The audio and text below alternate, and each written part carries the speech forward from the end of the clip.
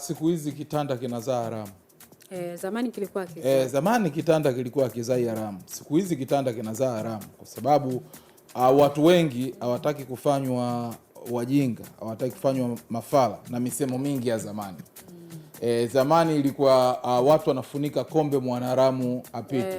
Siku hizi hawafuniki kombe. Nyeupe ni nyeupe, nyekundu ni nyekundu, ya kijani ni ya kijani. Kwa hiyo tunaishi kwenye dunia ambayo vitu vingi vinakwenda wazi. Wazazi wetu wa zamani walikuwa wanajua kabisa huyu mtoto sio wa Edo na inafichwa. Siku hizi ni rahisi sana kujua mtoto sio wa fulani. Kwa hiyo kila mtu anataka kuwa safe na situation hiyo ndani ya familia.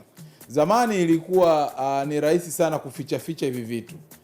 Lakini siku hizi na zamani unaweza kana jua sio kwake na hamna shida. Ukiyasikia ya mwenzako au ukiyasikia ya watu unahisi na wewe anaweza akakukuta. Kwa hiyo watu hawataki kufanywa wajinga.